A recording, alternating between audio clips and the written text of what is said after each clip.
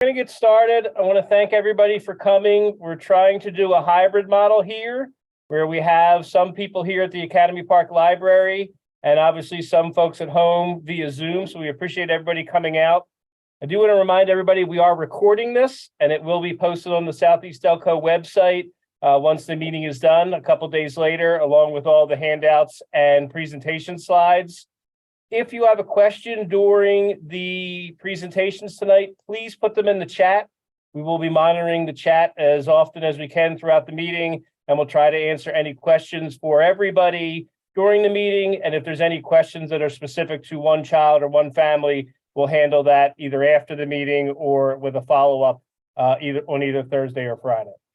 So with that being said, hopefully you've been able to see the agenda and we're going to get started.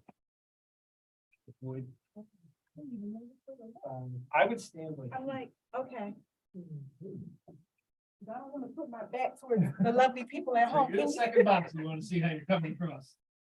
All right, everyone can hear me online? Yes, we can hear you. Okay, awesome, because I'm trying to categorize myself so I can see you and then also the lovely people here. My name is Christina Boyd. I am one of the teachers here at Academy Park High School.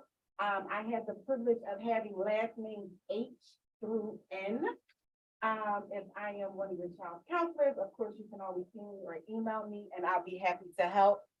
This evening, I am talking about scholarships.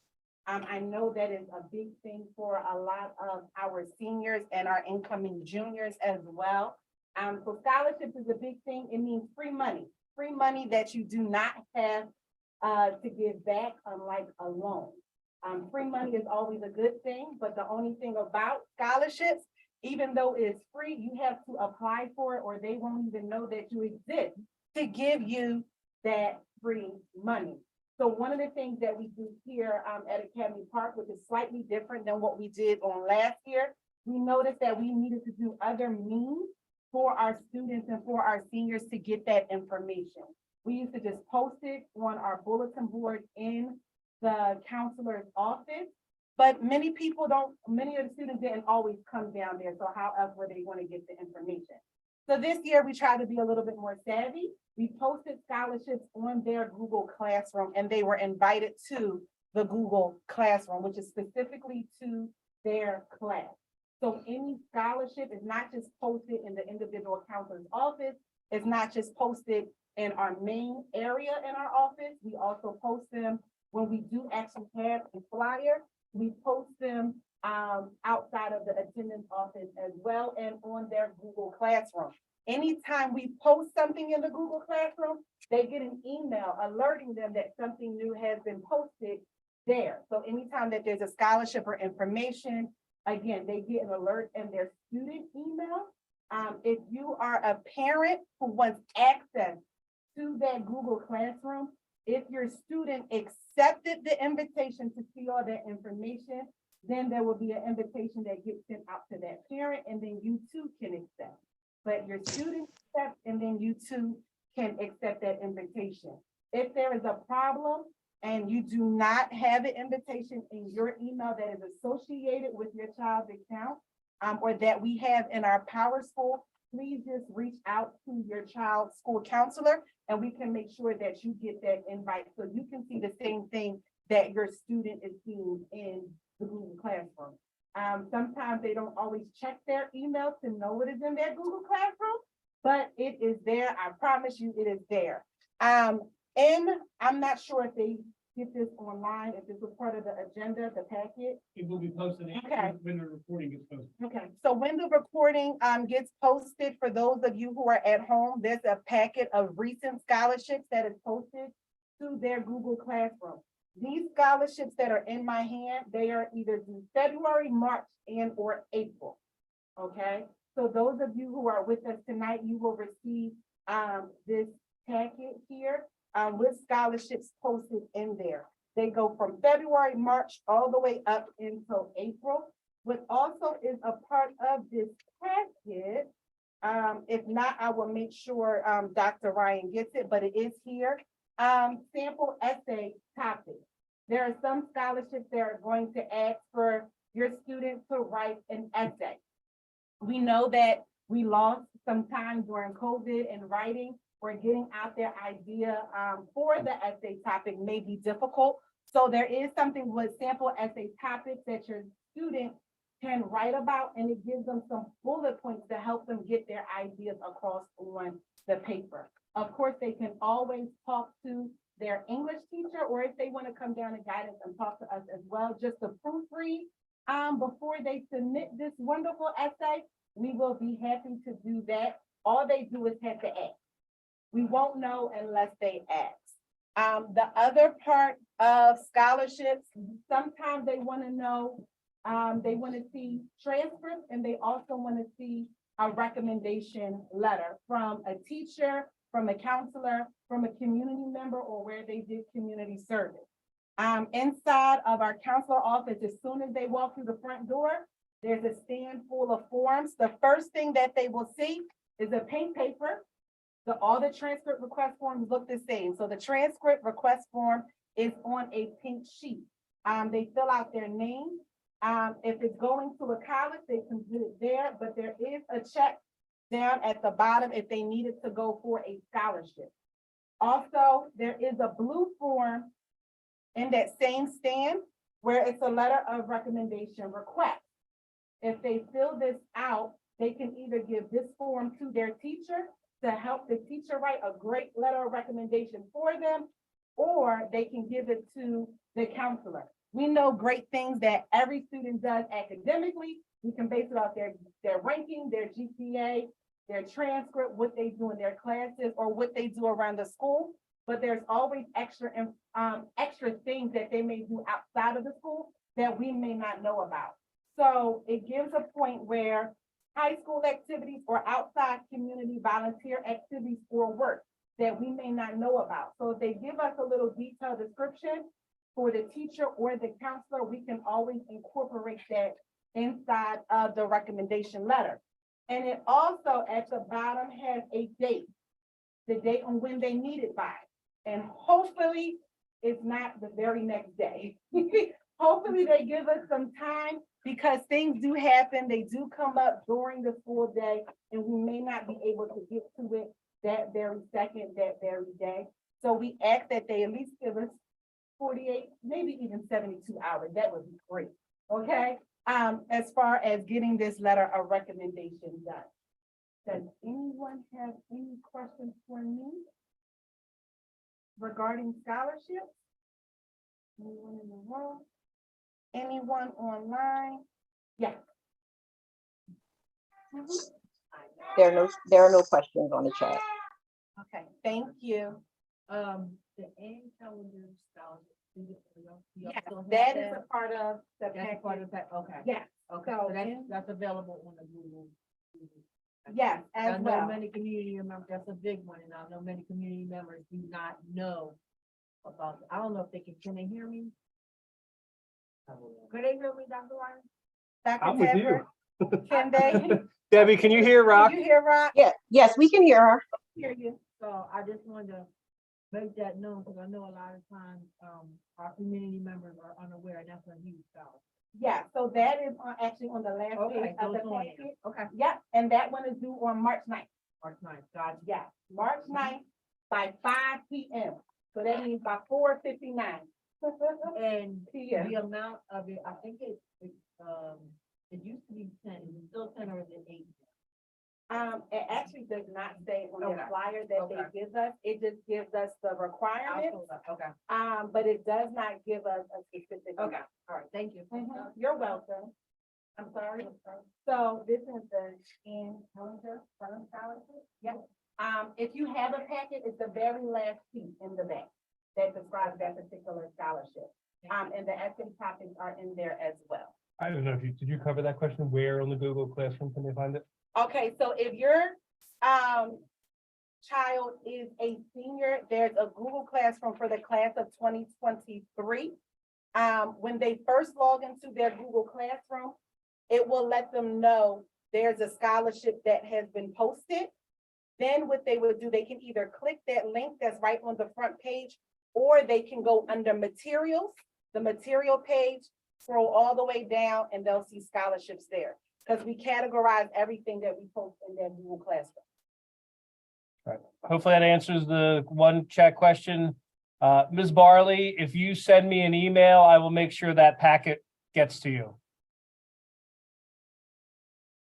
Okay. we're good. Thank you. Yeah. You're welcome. Thank you.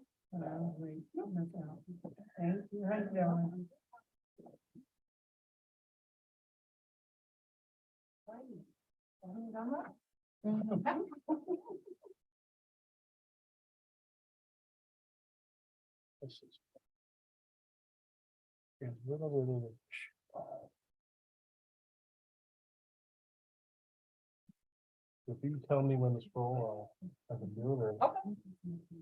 All right. Okay. Sounds like a plan. Yeah, let's put this part out of the way, so that way you don't have to see that. And that way, and if you want, you could make. Oops, sorry. Hold on, we're both doing it at the same time. You need to make a full screen. I got it. Right. Good evening, everyone. How's everyone today? I'm so happy to be here. So today we're talking about parent advocacy for students with disabilities, and we'll talk about all different types of students and all different types of service plans that are available through your local school district. And the biggest thing about parent advocacy is just saying, giving you tips and pointers on how to interact and communicate with your school. Because it is a partnership together between home and school. That's one, I think. All right, so there are 10 ways in which you can advocate within your school system. And so I'm going to go through these 10 ways in today's presentation. There's also this, these short blips right here are also on a handout just for you to have as a reminder. So that will be available at the end when this presentation is also posted, correct? Yes, this all to be posted. So there are two handouts that go along with this, and the one handout looks just like this. Next one. All right, so one of the first things with parent advocacy is building a relationship with your school. And that it really has with open-mindedness, communication, volunteering, being present. That is one of the biggest ways that you can build a relationship, because then individuals get to know you more than you are the parent of such and such. They get to know whether you have dogs, right? They get to know whether you have other children. They get to know things about your career, and they get to know a little bit more about you. So we can go below surface level to know one another. And that also helps with having tougher conversations. When you can build trust, a friend of mine did her dissertation on trust between schools and parents, students with disabilities. And the biggest thing that she found that if schools and communities have trust with one another, then you can have deeper conversations and you're able to problem solve better. Right? You're able to come and have those tough conversations, but without a lot of animosity. So being able to build that relationship with your school is really important. And it's important for them to build a relationship with you. That's one way in which you can participate and build that advocacy. Another way is to be informed, right? Know your district, know what are the things that are going on. What's the mission and vision of your school district? What's the mission and vision of the particular school? Because your school district has a strategic plan, which is the big umbrella, but then you have multiple schools in that district, and each school has their own mission and vision as well. Things in which they're trying to do, and how it also aligns with the strategic plan. Just like our families, we are all unique. When a school district is divided into multiple schools, they too are unique. And they have things that are unique within them and their culture that makes them who they are. So know and be informed about what's going on in your school and what are some of the challenges that the school is going through. What are some of the successes? So that way you can also understand where they are, and then they can also understand where you are. Okay? Oops, sorry. I did bit somebody. All right, another thing that was brought up that they wanted me to talk about today was the difference between 3 different plans, right? We have 504 service agreements, we have IEPs with the individualized education plans, and gifted education, right? And all of these are protected underneath of our state plan and our state rules and regulations. And at the state level, they call them chapters, right? Chapter 14, 15, and 16. There's all a bunch of bureaucracy, a lot of legalese. But what it does is these chapters identify exactly what these things are. So anything that I say here today, for those that are fact checkers and want to go back and check to make sure that Dr. Archer was saying the right thing, just go right onto our PA state site, the Board of Education, PA Department of Education, and look up chapter 14, which are IEPs, chapter 15, which is 504s, and chapter 16, which identifies gifted education. That's where you're going to find all the rules and regulations, because all districts of public charter schools must follow all of the things that are set by the state. Right? The state sets the mandate, and we just have to follow suit. Right? So that identifies it. However, the biggest thing between these things, and I'm just going to step out of the cameras for a second, guys, while I talk to the folks here that are in person. The biggest thing that you'll notice is how long you can have some of these things, okay? Your IEP is really only for birth to age 21, right? So if you have a child who has some difficulty and you notice that early on, you go to your intermediate unit, we're in Delaware County, so you go to DCIU, the Delaware County Intermediate Unit, and they can provide support for your child from birth until right before they come to kindergarten, right? And that is, and they'll have an IEP, supported from the Individuals with Disabilities Education Improvement Act, which is a federal law, right? And so that is from birth to 21. And we have some students that when they come to school age at age 5 or 6, some students may have certain disabilities where they can stay beyond the age of 18 or when they may traditionally graduate and stay until the age of 21. And so the IEP stays from then until they graduate, which may be 18 or older until they get to 21. And so that's the end of IEP. Once they graduate and matriculate out of your school district, IEPs no longer exist. They don't exist in college. They don't exist in the workplace. It's only for birth to 21 and when they're in schools from K to 12. However, the 504 is protected under our Rehabilitation Act of 1973. And this was the reauthorization of that act because this act originally started when individuals were coming back from war and our president said, hey, we need to do something for the individuals who fought for our countries, who came back with some type of disability, and we needed to be able to provide support for them, some type of accommodation. And so your 504s, you can use for your entire life, from birth to the day you die, right? And it follows you at work, it follows you at school, it follows you in college, it can follow you everywhere. And what it does is it says that there are disabilities that impact your ability to do a particular thing. So one of the things that I say to help make this clear, as a 504, say you are a individual who says, I want a child, right? And you find that you are having difficulty having a child. Procreation is protected underneath the 504, right? Just so that way you understand the scope of 504.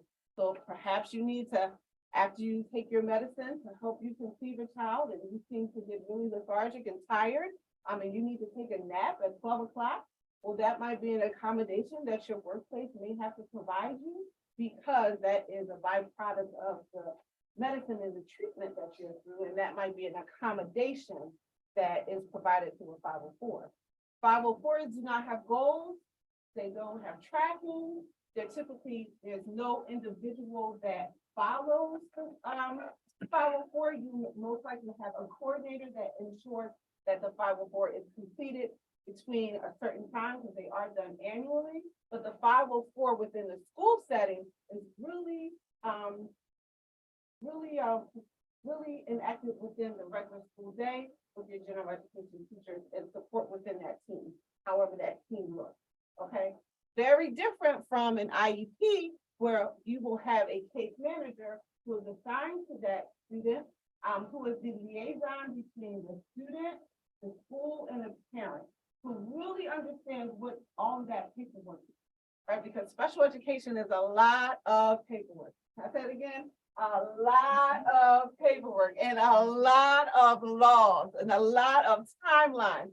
So you need someone that really understands that like the back of their hand, right? And that's why your child has a case manager, because that is their goal. Their goal is to understand when things are due, how often, and what to do when something occurs. And so they're like your mediator between regular education and home and the student. They are that translator, right? And so these things, that's our major difference between 504s and IEPs. IEPs have goals. They also have accommodations, which you'll find inside of a 504. They're done annually like a 504, but they are protected underneath a different set of laws and requirements, right? Chapter 14 is IEP. Chapter 15 is 504, okay? And then we have gifted. And gifted services also have an IEP. They're called gifted IEPs. They are followed underneath of Chapter 16. And so when we think about that, they too provide goals, they too provide accommodations, and all of these students that will have any of these service plans all have to go through an evaluation process. At every single one of these plans, it always starts with an evaluation. So you can't just say, my baby is this, without data, right? We like to be data driven, data aligned, and all of these things rely heavily on data. Qualitative, numbers, test scores, and quantitative observations. Make sense? Before I go forward, any clarification or demystifying before I move forward? Yes. Is that, this would be a federal thing, then chapter 16, is that all over the United States then? It would be the same thing? So that's just specifically for Pennsylvania. So what our US government said was that every state is required to create their own institution constitution, and in that constitution says that every state has to develop their own set of laws for what public education will look like in their state. So for us in Pennsylvania, we have chapters 14, 15, and 16, which identify the laws for special education in the state of PA. Right, and it will look different from Alabama. Right, however, the federal law of the Individuals with Disabilities Education Improvement Act, that's that idea, right? That law sets the barometer, right? You can't go below what they say. You can always go above, but you can't go below. So they set the baseline that every state has to be, so that we can see some commonality. Is that good? Okay. Any other demystification, anything from the online? And standing in the chat. No? Okay. All right. Next. Dr. Archer, can you just clarify one piece in regards to the difference between a 504 and an IEP? Students who receive a 504 are getting things added to their program, and that difference is the IEP, or we are able to do modifications to the curriculum as well as add to the IEP. And they can add to the curriculum. So they can get accommodations and they can get modifications, both in the IEP, but with the 504, we only are offering accommodation. That is correct. Yes. Can you provide clarification to the team, to the community about that in regards to that? Because that comes up a lot when they're saying, oh, my child is on a 4th grade level, but I need her to be on a 2nd grade level, but she has a 504. And that may not be possible. We can give that child extended time. We can add anything, frequent breaks, but we can't take anything away, because that really differentiates the IEP and the 504. So I'm hearing, so the question that I'm hearing, I just want to make sure I'm understanding, is you would like me to explain what the 504 can do that's different from a IEP? Right, because that comes up a lot, like the difference between what is an IEP. They both, like you said, they're all things that a child can get, but The IEP really makes a difference that you're able to modify that child's curriculum. In a 504, we're not able to modify. We can provide accommodations. We can add things to that child's curriculum. But for an IEP, we actually can add and take away from that child's. Yes, so let's take so I like to always use examples. So say, for instance, your child has a medical diagnosis of attention deficit hyperactivity disorder, right? And in that, the doctor has explained that their disability impacts their ability to pay attention, right? And they have trouble with focusing. So that child may qualify for a 504 because when they went through the evaluation process, the school psychologist identified that they did not meet the needs for any other type of disability because of where they fell with the quantitative, with the data, right? And so typically what school psychologists look to see if average is 0, in order to qualify for IEPs, typically the students have to be 2 markers below 0, like -2, right? And so if they're not at that -2 level, then that says no, they're not IEP, but perhaps they still do have this medical diagnosis, and so they'll qualify for a 504, right? Sometimes, not all the time, but sometimes that might be how it happens. And so what could occur is the 504, which is typically a 1 to 2 page document, whereas an IEP can be anywhere between 25 to 75 pages in length. The 504 lists the accommodation. So if your child has ADHD, an accommodation can look like small group testing, right? Where they need time to have focusing. And so if they're taking an assessment, they can take the test in a smaller group, but we aren't changing the test. We aren't changing the questions on the test. We're just going to give them a smaller area, a quiet area, because we recognize that they have trouble focusing. So if they're in a larger group and Tom is finished and Kamika is finished and they're my friends and I want to talk to them, so I'm focusing on them and not focus on what I'm supposed to be doing, then I need to be removed from there so that way I can focus to do what I need to do. That is an accommodation, right? But we don't modify. 504s provide accommodations, just like you being able to take a nap. Doesn't change your workload, right? Doesn't change that your report is still due at 1 o'clock, right? But your employer still has to provide you with the accommodation to take a nap at 12 o'clock. So if you know you need a nap from 12 to 1, but your report is due at 1, you know you need to do something before you take your nap in order to get your job done, because it doesn't take away from the job. Does that make sense? Did that help differentiate? Yep. Mhm. Yes? Yes? Okay. All right. All right. As I said earlier too, everything starts off with an evaluation. Whether you're first starting, it is an initial evaluation, or you have already received services, it's called a reevaluation because you've already been evaluated. But no matter where you are, it always starts with that evaluation, and the timeline is always 60 days, with the exception of if we're getting ready to go on summer break, there is a pause and it picks back up when school opens back up. All right.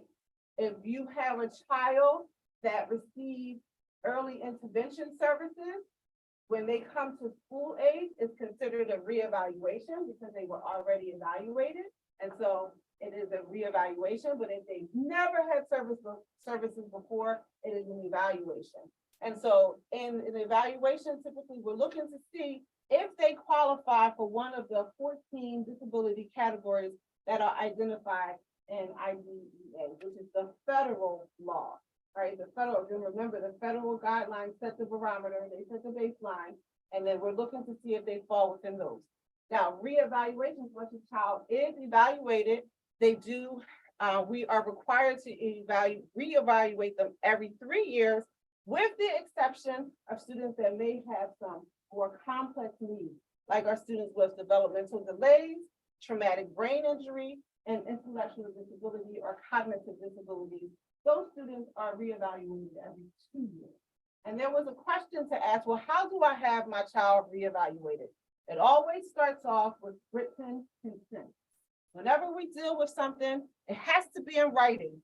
Even if you said, oh, I want my baby tested, and you said it verbally, thank you, that's great, but we need it in writing, right? Our state provides documentation that even if you do say it in verbally, that they provide you with a consent form. So, but it always starts off with that, and the minute we receive your form signed, from that day is when we start the 60 days, the 60 calendar days. All right, and that's why it's really important for you to have someone like a case manager or a fantastic director of special education, because they understand all of these rules and regulations and these timelines, right? And they're also available to parents. They are readily available on the Pennsylvania Department of Education website. All you have to do is type in special education timeline and it will come up for PI. So it's always readily available. The other thing for advocacy is know your child's rights, right? Understand that you have rights, your baby has rights, and just to know them.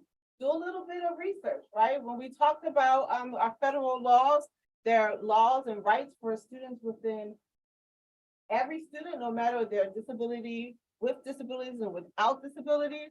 And our government, Pennsylvania, governs everything through the PA Code of 1949, and that's where you have all those chapters, right? All those chapters from food service to security to school board to superintendent to teachers to paraprofessionals to curriculum to testing. Everything is identified through the state because that's how everyone knows what to do. People didn't get these positions and have these jobs and just say, I'm gonna just go do this. No, it is identified in the rules and regulations, and that's where our foundation lays. And then that individual brings their extra swag and brings their extra oomph to make it even better, right? The other thing is to check in with your baby, right? Have those discussions, right? About what did you do today? Talk to me, right? Talk to me about what happened today. Talk to me about, oh, I saw you just had a test. Now, what information system, student information system do you use? And PowerSchool. And parents have access to PowerSchool? They do. All right, so parents, when you go into PowerSchool, if you don't know that you have access, now you do, right? And if you didn't remember your username a lot, go and contact your school so that way you can get in there, right? Because it's electronic and you can see it. You can say, hey, I see you did this on today's unit assessment. Talk to me about it, right? You got a 75. What did you find challenging? What did you find? Oh, you knew it right away, right? Talk to them about how they take assessments. Talk to them how they participate in class, what kind of conversations they're having, right? And bring that into the conversation, but talk to them. Check in with them. So that way you can be proactive and not reactive. Because the thing is, if you can identify things early on, if you can like nip it in the bud, that's what my dad always said. I'm trying to nip this in the bud right now before it grows into this monster that I can't control, right? How to get to it early. But the only way to get to that is if you check in. Gotta check in with your baby.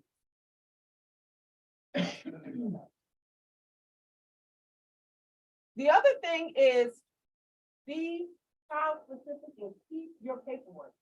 Have it, right? You don't know how many times, and I've been in education since 1998, and I've been a director of special education, I've been assistant principal. I'm about to finish my letter of eligibility to be a superintendent. The thing that I find most is people, I don't even have it. Document. Keep your documents, people, is really, really important because what it helps you have conversations, right? I met a parent here says, I'm a parent that on back to school night, she said, my baby has an IEP. Have you read it? Right? That's okay. Yes, have you? Because you need to know, right? And when you're there and you're working with your baby, you can know what their strengths are, you can know what their weaknesses are. That helps the educator that is providing the support for your baby for that school year to know something more. That's something that I always went in. I have 3 children, 29, 17, and 11. 2 out of the 3 have had an IEP, one for speech and language. My youngest baby, he's a son, and unfortunately, it's become a thing that you can tell that when boys are younger, we have a higher percentage of boys in speech and language services. It's just something about the males. I just don't know what it is about you guys. I don't know what it is. That male species. You guys don't know how to talk. Sometimes you don't know how to communicate when you get older. Either. But he has this thing that we call Deuce and Eve, right? Because he's Deuce. We call him Deuce. He's the second. And he would say, Mommy, I just a troll. What? And the teenager said, Mom, he says he wants to watch Paw Patrol. You got that from the Patrol? Yeah. Got you. Okay. So speech and language it is, right, from early intervention. And so, but I had a binder for him, and I had a binder for my middle baby who had epilepsy, and where epilepsy occurred in her brain also impacted her ability to regulate her emotions. And so one day in 4th grade, she picked up a desk and threw it across the table. Well, now that's problematic, especially when you live and work in the same district. That your coworkers said, yeah. And I was about to fight her. And I said, "Ooh, you know I have to work with these people, right?" And so she had an IEP for emotional disturbance because where that happens inside of her brain, guess what? She just couldn't handle it. And as she started going through puberty early in 5th grade, it revved up even more. She would have seizures every week, but then that also increased her inability to manage her emotions. So you have a child with epilepsy going through puberty, and she a middle child. I'm telling you, there was a lot going on right there.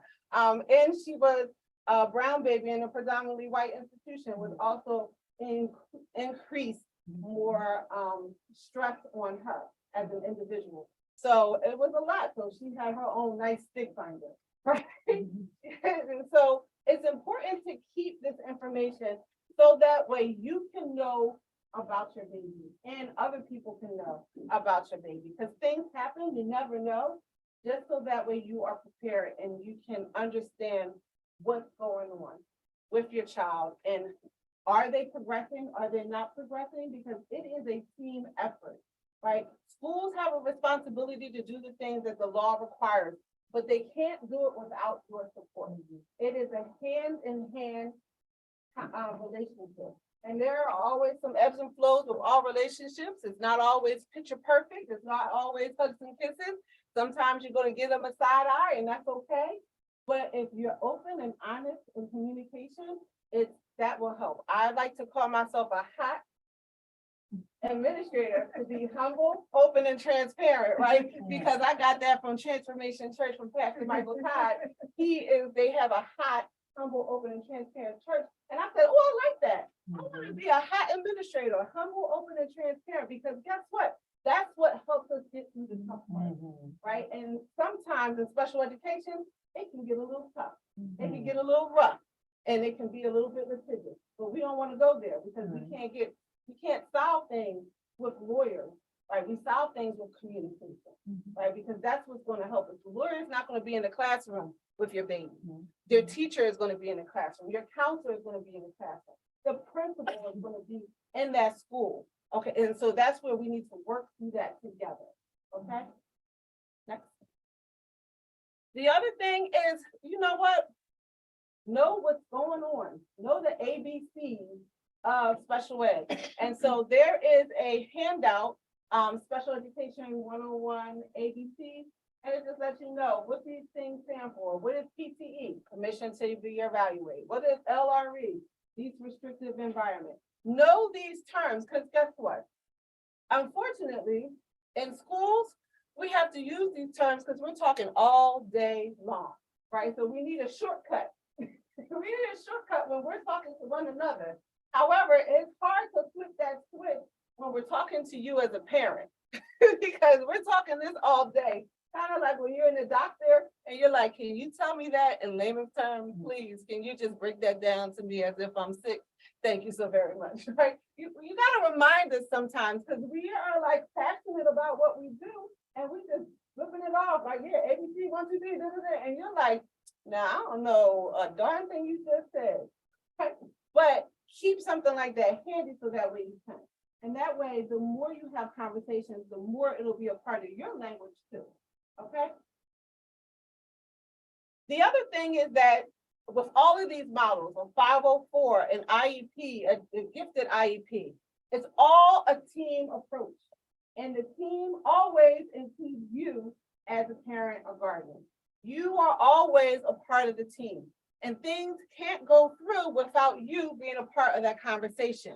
At every part, there's always a point where we ask, what are your concerns, right? What is your input? In the reevaluation or the evaluation part, they're gonna send home a questionnaire and they're gonna say, hey, tell me something, because guess what? Nobody knows your kid more than you. You gave birth to them, you adopted them, you found them on your doorstep, right? You know them better than they know themselves sometimes. And so we need to hear what they look like when they're not in school. Because oftentimes kids look differently than when they are inside the school. And that's where we need you to bring us that information, right? Because that's how we can create a plan that's really going to work for them, because it's going to infuse pieces of them that we don't see. So be able to be a part of that team, be open and available, right? But also know that you always have an LEA, right? Your local education agent, which is an administrator or a designee. And this person has the authority to make program changes, schedule changes. I call them the person that can make financial changes. If they don't hold the pockets, they don't have to hold the pocketbook, then they're not going to be able to do anything. Because if we decide as a team that my child needs a one-on-one, is that person able to say, yeah, I can pay for that, right? If they can't say I can pay for that, then why am I talking? Right? So that's the LEA, right? Your regular education teacher is a staff person that is a teacher of record or related with that student. They are educating that student in some positions. Some schools have like a lead teacher for grades or clusters. And so instead of pulling a teacher from the classroom to come to a meeting, they may have a proxy that is aware of what's going on because they work with that teacher that your child is in the classroom. So sometimes we have that model. I sometimes, say, hey, that'll be a great thing because we don't want to take away from other children so that way we can have a meeting. Because sometimes meetings can be a little long. So we could have designees. Your special education teacher typically is that case manager. And then you have other things. Perhaps your child has some type of related service, like speech and language, occupational therapy, counseling. Some of those are the general related services. And then there comes a point where your baby needs to be a part of this conversation, right? Because ultimately this IEP, GIP is about them, right? And so when they are 13, about to turn 14, right? Because that IEP lasts for a year, 365 days minus 1 day, right? When they're about to turn 14 in that IEP cycle, and an IEP can occur at any time, January through December, they need to be a part of that meeting so they can start having conversations about transition, right? And that's what I wrote my dissertation on. I wrote my dissertation on transition services between high school and college. And so they really need to be a part of that conversation to talk about themselves, what they want to do when they think, what they think they might want to do when they graduate, what they think they might want to do when they grow up, what they think they really like doing as a hobby or an interest right now, and then whether they feel like they are going to live by themselves or like my 30-year-old still living in my house right now. Like what they think, right? One of these days she's going to move. But they should be a part of that too. And then there could be other individuals that are a part of that meeting as well, that are especially related to your student and their needs.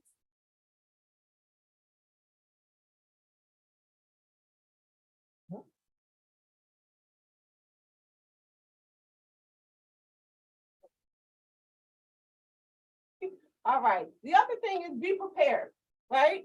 Take a moment to read the document. Ask questions, right? Highlight some things. Say, hey, you know what? I thought, come up with some ideas too, right? Because guess what? At the end of the day, in education, at home, we're all individuals, we're all human beings, and guess what? Sometimes we need help. Sometimes we might have exhausted all of the creativity in our minds, and you might have something new in yours. Bring it to the table, right? So that way we can all discuss and talk about it, right? Because guess what? Our days are long, just like yours, right? And if we can all understand and respect one another as human beings and say this is a team approach, this is about us working together, then we can get a lot more done, right? Think about having phone calls, make a list of some things that you want to add, right? Refer to the policies, right? Look at those things. These individuals like your assistant superintendent worked hard on creating these policies. Isn't that right, sir? Somebody told you that, didn't they? Yeah. All of these handbooks, right? Our principals, our superintendents, they work hard on these things. They go through policy meetings, they go through rereads.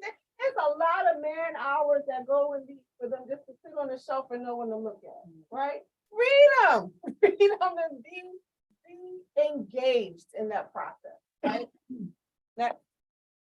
And then sometimes, guess what? You can bring a partner or a friend, because sometimes you might need that, especially if you're feeling some type of way. If you know you can be a little passionate, you might need to bring a partner to say, when I need to take a break and I need to walk out, please continue on with the meeting, right? Because sometimes, again, we're human beings, we're people, where emotions can get high, especially when they're talking about your child that you are 100% invested in, right? Bring a partner so you can tag team. All right, I'm out. I need to tap out. I need to take a walk. I need to take a minute. My friend, my partner, right? Who doesn't have to be a lawyer, right? But can be aware of what your points are and what you want to talk about can continue on. Because guess what? Also, at the end of the day, all of the individuals that are at the meeting need to be somewhere too when they're meeting with you, right? There are other children that they have to see. Your baby is important, but so are the other ones too. So we have to share the time and be respectful of everyone's time. So sometimes if you know you're a little hot-headed, bring a friend, bring somebody that you can depend on that can say, whoa, whoa, whoa, bring it down, woo stop, right? Or if you're not sure or comfortable, you don't understand, and you have someone that does, they can be that partner for you too, right? So that way they can help you understand what's going on. Because guess what? You don't have to go get a degree to be an active supporter for your child, right? You can use your resources and get somebody, what's that called from the, call in a support, a lifeline. There you go, lifeline, yes. What's your lifeline? Call your lifeline. I say this a lot, stay calm and collected, right? In the over 20 years that I've been working with families and working in schools, when you can be calm, we can get things done, right? At the heart of things, no one necessarily is coming at your baby, no matter how much you feel it, right? It's not most of the time what's happening, right? And as my grandmama said, you can catch more flies with honey than you can with venom, right? Be a little bit sweet. Be kind to one another because you want other people to be kind to you, right? But also know that the ultimate goal is to resolve whatever concern is there and move forward, not stay stagnant where you are. You want to move forward and not stay stagnant. And that requires us to be calm, to be able to have active listening, right? To try to put away our bias and put it to the side and say, I'm here to work with you. Okay, all right, amen. All right, the other thing is communicate regularly, right? Attend school meetings. Thank you for coming tonight, right? Attend back to school night. If they have newsletters, respond to the email. Hey, I just wanted to check in, see how my baby was. Just on the humbug. I know that's old For some of y'all that's about my age, understand, like, just out of the blue and just say, hey, you know what? I just wanted to check in, or, last night, Tamika and I were talking, and they said this, I'd like to know more about that, right? Talk to them, participate. If you have parent organizations, you have home and school associations, participate, right? These are all ways in which you can advocate, and your board meetings, which I've seen, participate with them as well, right? Come to them, listen and hear what's going on, so that way you can be in the know, so you can understand why certain things are happening. All righty, and that is it. So any questions, comments, concerns? Yeah, I was gonna say. Can I share a relatable story? I don't necessarily have a question, but for parents to not be, it's scary when you think something is wrong, and I use air quotes, because it's not really something wrong with your child. And a lot of times, I'm an example of an IEP helping and changing who I was. So similar, I had a speech issue when I was a child. I was a gifted student, but nobody could understand what I was saying except for my siblings and my parents. My parents called it Beckanese. And I was in speech therapy from pre-K through 7th grade. And by the time I made it to high school, I was winning speaking competitions, both district and statewide. So it is best to get your child help as soon as possible. It can be life-changing. And I will say 100%, I agree with that. There's a reason why I'm passionate about this. I too have a disability. I have a processing delay. And the best way for me to let you know what that looks like is you're at a comedy show, the joke happens, you guys laugh, but I laugh 5 minutes after. Some of y'all are processing it too. Right, that's me, because sometimes it doesn't click all the time. And sometimes I'm looking at you and my CEO will like, you're doing your thing, aren't you, Archie? Yes, I'm trying to process what you're saying.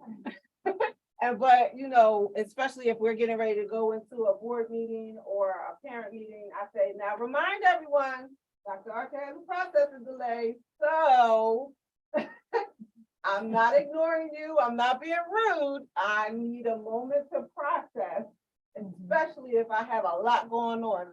Don't let my other half get on my nerves earlier that day. It's taking a whole lot longer for the process, because I'm worried about what he said and what I'm gonna say to him when I get home, right?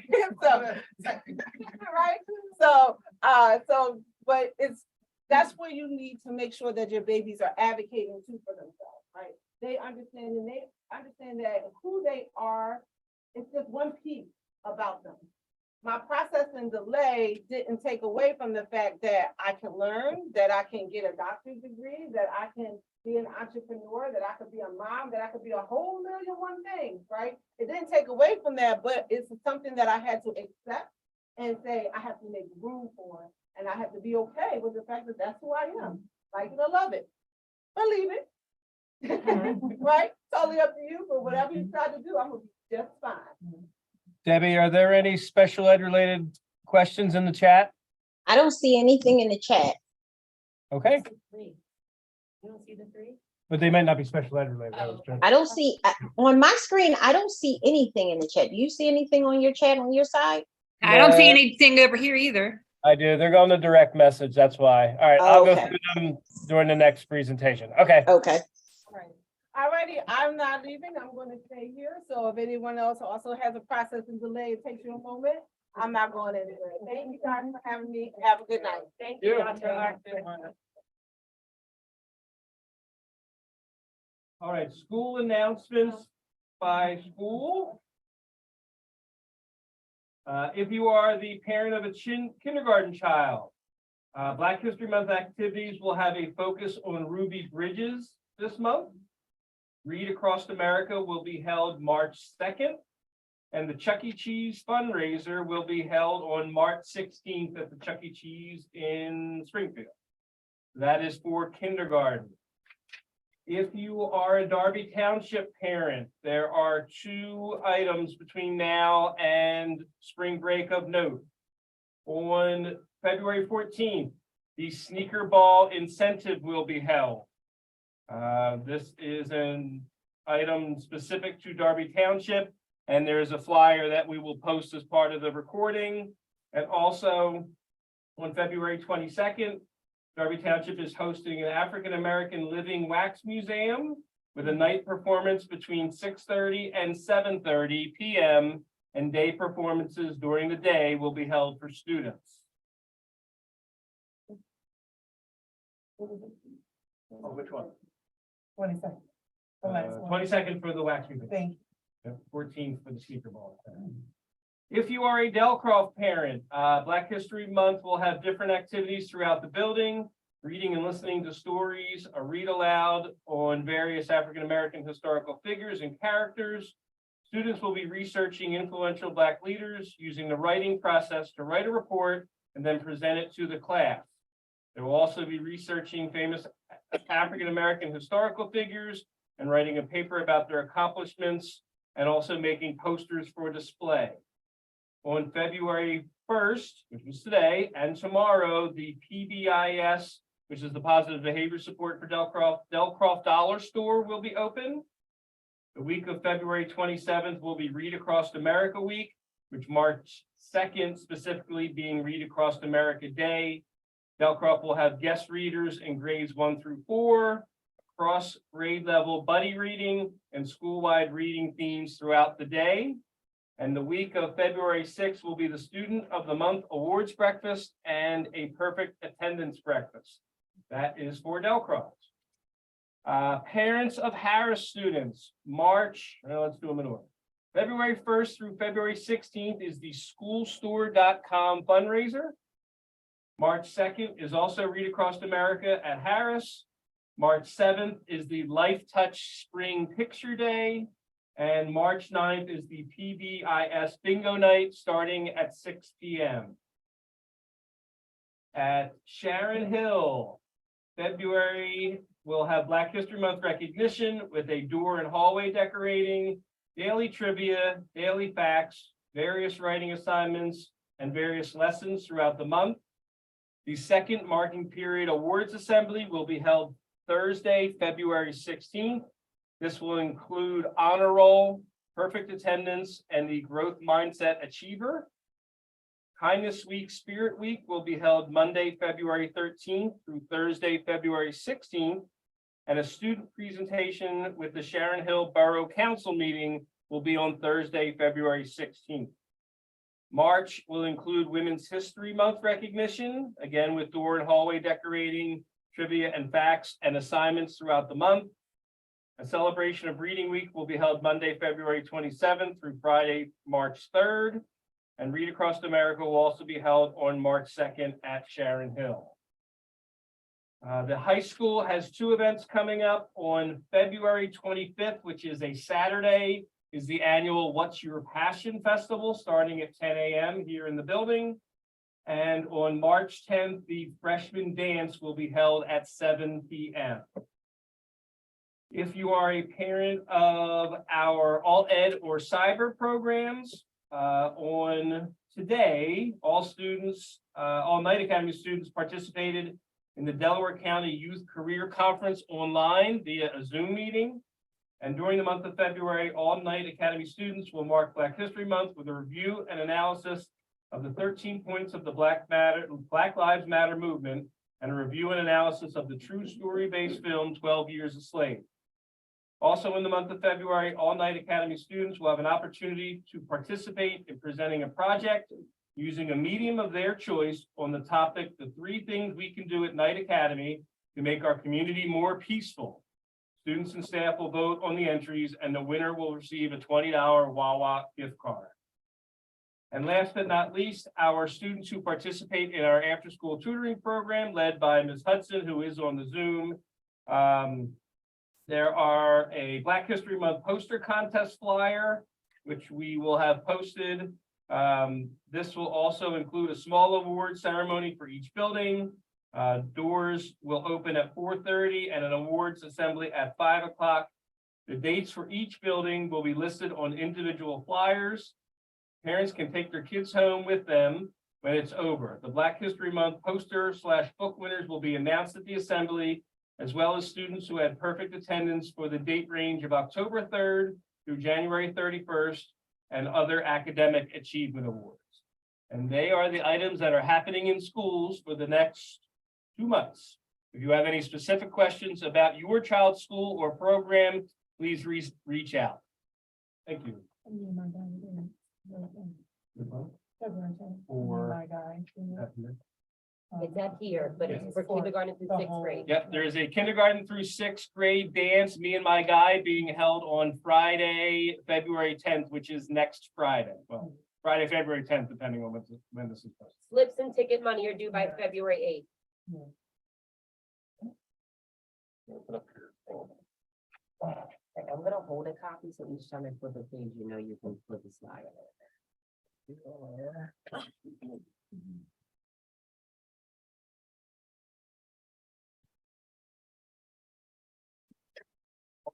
Pretty good.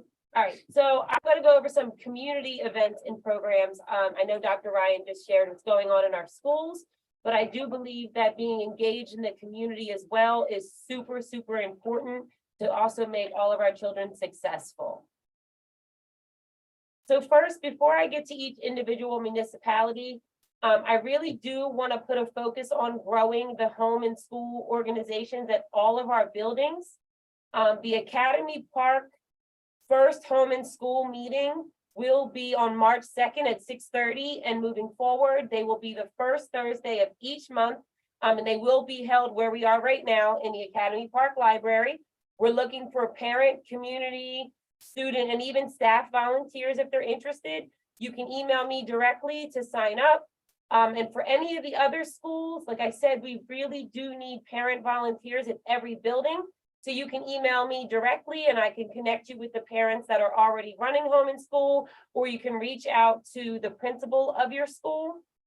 And at the first Academy Park meeting, because it's the first time they've had home and school in a very long time, they will be electing officers.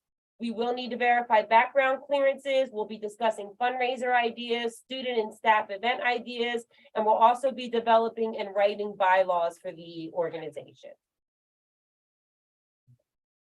All right, so this is all for juniors and seniors. This event is held annually right in Darby Township at the Oaks Ballroom. There is not a ticket price to enter. And this year they were able to schedule it early enough before junior prom. Usually it's before senior prom, but they wanted to make sure it was available to all of the kids in the community that are going to be going to prom this year. So there'll be designer gowns. Every single dress will be under $75. They'll have extremely discounted handbags, lashes, jewelry. There'll be DJ, music, food, and there'll be an opportunity to enter to win free hair and makeup for prom. So the phone number there, you can contact Miss Coffee if you're interested or if you have any questions, and that'll be held at March 21st at the Oaks Ballroom. So next, I really want to stress the importance of our libraries and how much they can really do for our community. So first, if you get a Delaware County Library card, you can go to any Delaware County library.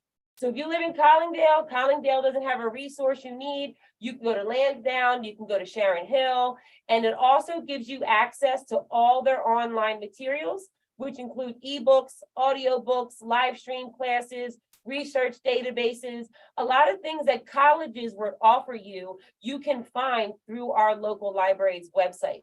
And you can apply for a library card at any library or on their website, but parents do need to apply for minors. And then also, if you need access to more online materials, you can apply for a free library card for the Philadelphia Library. And you get a free 6-month card where you can access all of their online materials. And if you go in person, they will extend your card. But once you apply online, it's only good for 6 months until you go in person. So first, Collingdale Library, every Thursday evening, they have different events every single month. It is for children in grades from 1st through 4th grade. I have their Facebook handle up there, their address, their phone number, and their email. So here's their events for February. And if you check in with them towards the end of this month, they'll be able to share their events for March with you.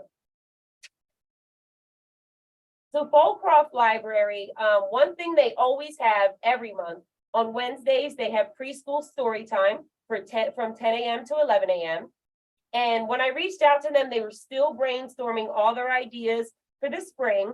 But you see, they have some things already lined up for February, March, and April. And I'm actually super excited about that Longwood Garden program that they're having. And I'm sure that's something I will be attending. So just please make sure you're checking in with your local libraries. All right, so and I don't want to brag about Sharon Hill Library, but Sharon Hill Library is doing absolutely amazing things, and you don't have to live in Sharon Hill to participate. So I know the first flyer up there for Children's Storytime has January dates, but that continues every month. So on Mondays at 11 a.m., they do have story time for the younger children with the librarian. They actually have a huge mural project going on this month for Black History Month.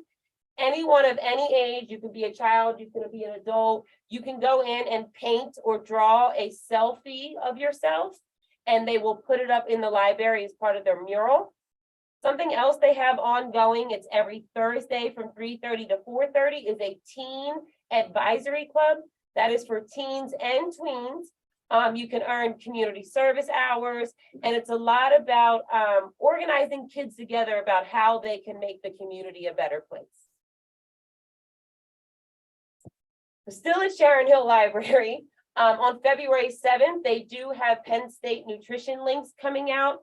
That sounds like it's going to be really exciting. There'll be some cooking demonstrations, a lot of hands-on activities, and really just teaching children about how to be healthy, even if you're on a limited budget, which I think is super, super important for the community that we live in. We all want to eat healthy, but the rising cost of food can make that difficult sometimes. Also, another exciting event that they're having for Black History Month is the African American Museum will be visiting their library for a live showcase. And that is on February 18th from 12:30 to 3:30. And actually that is hosted by the library, but if you see there, it's going to be held in the Sharon Hill Borough Hall. And then some other events they have regularly, they have arts and crafts for toddlers, they have bingos for seniors. And on Saturdays, they actually have independent author book launches. So local authors who may not be published or established yet, they allow them the opportunity to come in and have book signings and share their new books they're releasing. So countywide, the libraries also do great things, and I love this as well because it's a Longwood Gardens theme and all about healthy food. This is actually a teen art contest. It is for 6th grade through 12th grade, and the art project is due by February 28th. You can submit it via email. There's a way you can submit it via Google, or you can drop it off at your local library. And the theme of that is how food can connect people. And if you win, if you're a local winner, you'll get tickets to Longwood Gardens, and your artwork will actually be displayed at Rose Tree Park. And one county-wide winner will actually grace the cover of the annual Poetry Contest Anthology magazine. So another county-wide event for younger students. If you guys don't know who Urza Jack Keats is, Urza Jack Keats wrote the first children's book that ever featured the main character as a Black child. It was called The Snowy Day. And they actually happened to name an award after him, and it is giving to a new writer or illustrator each year. So the library is doing a mock award where children can pick 3 books from that list there, read them, and then submit their ballot online to vote for which book they think should get that award. All right, so I think this is my last thing about the libraries. Every library in the county has free passes to museums, zoos, gardens. Now, each library does have different passes, so you won't always find every museum at every single library. But if you check on their website, you can actually pull the full list up, find out what library it's at, call and reserve it. And once you get that museum those passes for your family, they're good for 3 to 7 days. So that way you can take your family and enjoy a trip to a local zoo, an arboretum, a local museum for no cost at all. All you need is a library card. So another thing I think is really important in our community, and just so you know, I didn't leave Darby Township Eagles out. It's just not football season. So Collingdale Athletic Club, they offer spring, winter, and fall sports. So right now they're in the middle of their winter basketball season, and they just opened baseball and softball registration for the spring. I wanted to make sure you had their email and their Facebook page. In Folcroft, they have the Folcroft Boys and Girls Club, and they are having a phenomenal basketball season right now. They will be opening registration for spring sports soon. Sharon Hill Ramblers is specifically a football program. They usually are in the fall, and if you guys didn't see, their 13U team went to Florida for a championship this year, and they won. The Ramblers football team is an amazing program, and they are going to try out having some spring football, not necessarily games, more like a workshop. So you can reach out to, I believe that is the president of Sharon Hill Ramblers email, and they don't have a Facebook page, but that is their Instagram handle. So be sure to reach out to them. So I'll go over this real quick. I'm not going to read this all to you. But I did mention Collingdale does already have their spring sports registration open. You can see the price for T-ball for younger kids is cheaper. And then they have baseball and softball for kids up to varying ages. Girls go up to 14, the boys go up to 17. And you can register right away. They will collect the fee right before the season starts. You can register online. And if you actually need to register in person, you can do that at their meetings. They have one tonight at 8 o'clock. They meet every first and third Wednesday of the month, unless the holiday gets in the way. And you can see there, practice will begin in March. And the quicker they get these kids registered, the quicker they can form teams and get them out on the field. Your registration fee will pay for the umps and everything that are needed, but it will also cover your child's jersey, their either baseball cap or softball visor, and parents will have to get their pants and their softball equipment. And if you haven't seen, the school district signed up to get free sports equipment from Leveling the Playing Field. Collingdale Athletic Club will be doing that as well. So if you feel that you may not want to sign your child up for this because you cannot afford to get them that equipment they need, please sign them up and please let the club know that you need help. They will be willing to go and get the equipment that your child needs. Next one. All right, so also Collingdale Athletic Club, and I obviously messed this slide up a little bit. So this is the 34th year they have held a Pee Wee basketball tournament, and it is probably the cutest thing, but most emotional thing you could ever attend in your life. You do not have to be a member of the club to attend and cheer for these kids, but teams come from all over the county. They're only 6 through 8 years old, and it is a week-long tournament with a championship game that'll be held on March 5th. Every single day, it's only $2 to get in. So if it's a day where there's 5 games, you're only paying $2. Same as the championship game, even though it's one game, you're still paying $2. They do have a snack bar that's open. That's a fundraiser for the club. They also sell T-shirts and all kinds of other goodies to say that you were part of the tournament. And even if you have family members that are part of these other local teams, I totally encourage you, bring your kids out, cheer for these kids. Championship weekend is so intense. You've never seen children so passionate about playing a sport. And at the end, there's a huge ceremony. They give out trophies to the winners, MVPs, and then other kids that have just done amazing things throughout the tournament. It's a lot of fun, especially because it's freezing cold out and the Collingdale gym is nice and big and nice and warm. Okay, so this may sound a little weird, but Eden Cemetery is one of my favorite places in Collingdale. I didn't grow up here, and when I moved here, I wanted to do a lot of research on the local history. Eden Cemetery is extremely, extremely historic. It is the oldest African-American owned burial grounds in all of the United States. It was a stop on the Underground Railroad, and it is listed as an historical place. Representative Mike Zabel's office will be hosting a guided tour for you guys to learn about all of the historical figures that are buried there. You do need to call his office to register. But I mean, just to name a few, opera singer Marian Anderson, Octavius Valentine Pato was actually murdered on election day fighting for Blacks' rights to vote. The first African-American to win an Olympic gold medal, John Baxter Taylor Jr., he's buried there. And over 1,100 United States veterans and military servicemen are buried there. And if you want to learn more about Eden, I totally suggest you check out the YouTube video, Bury Me in a Free Land, the story of Eden Cemetery, because it really is an amazing place. And I feel like a lot of our kids don't know that it's here.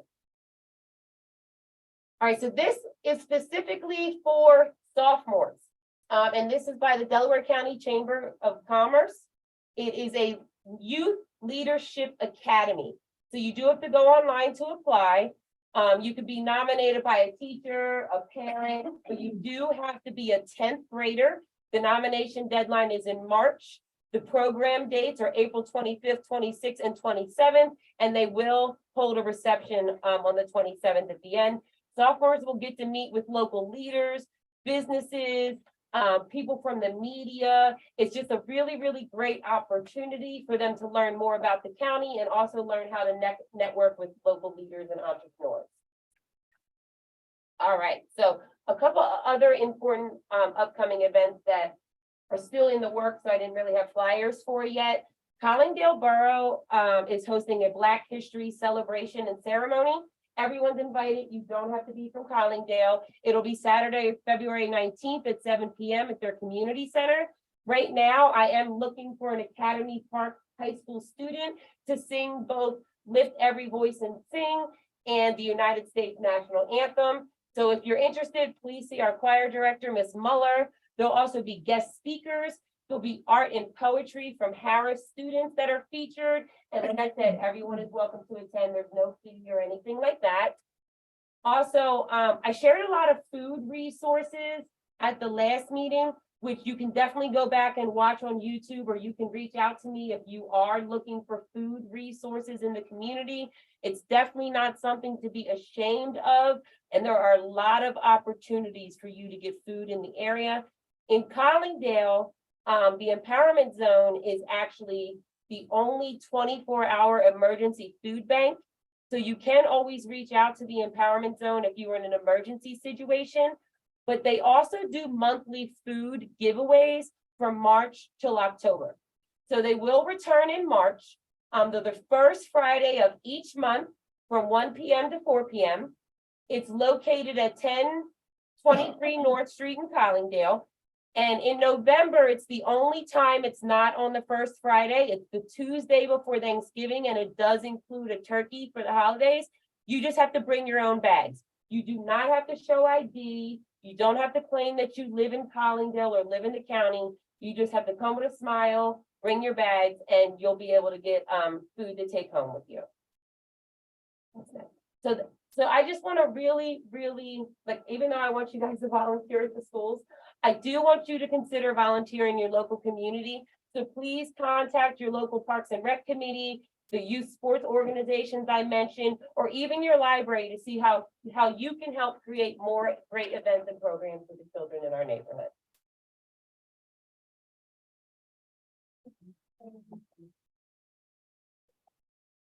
Oh, what happened there?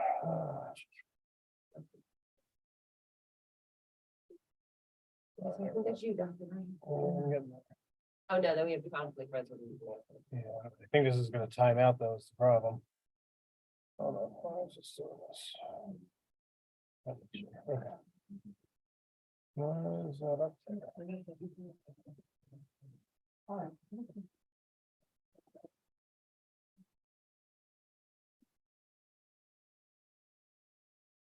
there? Just real quick for the progress notices and report cards, this Friday, you're gonna hear my voice again at 7 p.m. Letting you know that second marking period report cards are live on PowerSchool. If you are signed up for our parent portal, please log in at that time and take a look at your child's grades. if you are not signed up and need some assistance, please put either your email address or your phone number and name in the chat, and I will reach out to you on Friday and get you set up so that you can see those grades when that announcement goes out on Friday evening. Debbie, are you ready to go? Yes. All right, I'm just going to give you a heads up that this may time out at 8 because it was set for an hour and a half. Gotcha. So you might have 5 minutes. Okay. Really quickly. All right, so next on the agenda, everyone, if you notice, there are 2 links for conflict resolution resources. The first link that was on this document on your agenda is not working quite well right now at this time, so we will get that information to you with the correct link information. The second resource is a teen workbook, so I wanted to share this with you. See if I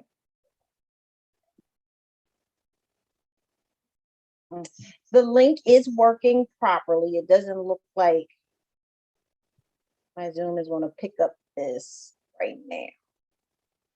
You got to share the Might. screen, Debbie. Yeah, I'm trying to share it and see if I can pull up. Can you see it from your? Oh, there it is. All right. So you guys will see on the second link the team workbook. This team workbook link is working. It is a book management skill for facilitators, parents, teachers to actually look at some different resources if you're working with your children on how to resolve conflict. So when you look at this link, there's a lot of different information on different conflict resolution, how to take some deep breaths. There are different scales in the book to actually rate what your conflict may be and how to handle those different conflicts. So you'll see that there's different exercises for a child to do. It's important that they do these exercises with an adult as well, or a teacher, so that they can really process what they're working on. But there really are some really nice journaling activities embedded in this booklet. Here is one of the conflict. This is the cover, you can see. And then again, the kind of an inventory for the child to fill out, or teen to fill out, to say, I get into conflicts mostly when someone, and then they have to answer a yes or no and total it. So these used to be really, really popular. When we were doing these activities in magazines and things in high school. It's the same kind of setup for them to be able to get a total and then be able to look at the back of the book and say, where am I at on this scale of being able to resolve conflict? What does it mean to have a conflict, and how am I handling these emotions? So they go through a lot of definitions. It's a really, really helpful book. I will let everyone know that a lot of times if your child is in any type of SAT group or working with a counselor or working with a school psychologist in school, these are the type of school-based activities that we're working on. We're really looking at really teaching those skills and teaching those pro-social skills and giving them information and definitions for them to be able to take away and be able to use it by themselves independently. So the second link on your agenda, the team workbook, is really useful. Just take a look at it and make sure that you review it with your child if your child is doing it. The next set of links on your agenda is very fitting for Black History Month. There are 3 clinicians, either they're psychologists or clinical social workers, that are sharing with you information and tips on just self-awareness and boundary setting. So the first person is a licensed clinical social worker. Her name is Nidra, and she actually has some quizzes embedded in her website. You can just go to the website. There's a family quiz. They're all free. There's a quiz about relationships and a quiz about boundaries. This licensed clinician is actually focusing on boundary setting. She really talks a lot about accountability, finding your place, and working within your family and relationships, and also addressing conflict when they happen and how to handle conflict appropriately. The second author that is listed on this link is Dr. Joy Harding. And Dr. Joy Harding, Bradford actually talks about healing within the community. Let's see if my link will pop. There she is. So Dr. Joy actually talks about sisterhood and healing as a community and within your community. She as well has a lot of information on her website.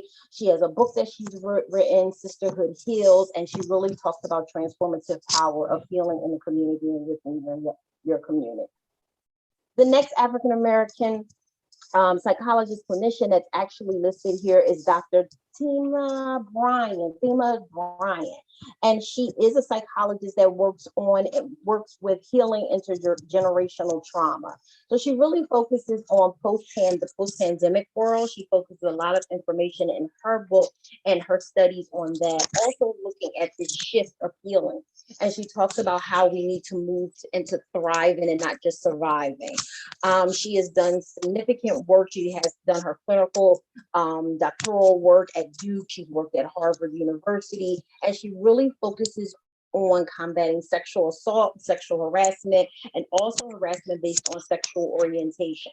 So you can take a look at her website. As you can see, they have YouTube clips and all kind of information that you could subscribe to, and also a lot of information to join lists that are free that will continue to give you information on how to have that self-healing. So those are all the links that are available right now, looking at conflict resolution as well as mental and physical wellness. Actually, there is one more I wanted to share that's from Delco.